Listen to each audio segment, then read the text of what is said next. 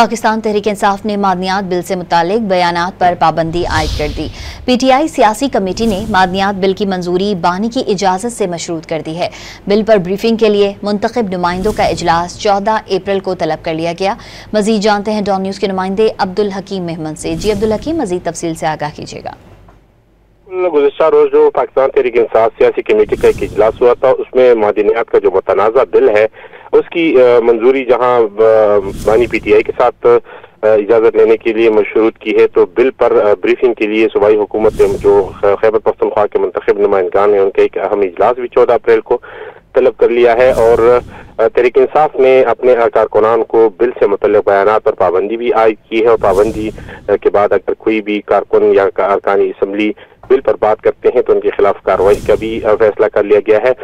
इस हवाले से जो इजलास में अहम फैसला किया गया है कि जो सूबाई हुकूमत की हिदायत दी गई है कि जो तमाम स्टेक होल्डर्स है, जो मुतनाज़ा बिल है माइन मिनरल तरमीमी बिल, उस पर इत्मीनान लेने के बाद असम्बली में पेश किया जाए। सूबाई हुकूमत को फिलहाल इस बिल के हवाले से असम्बली में पेश न करने की हिदायत भी दी गई है। अब्दुल हकीम मेहमन अपडेट कर रहे थे, आपका बहुत शुक्रिया।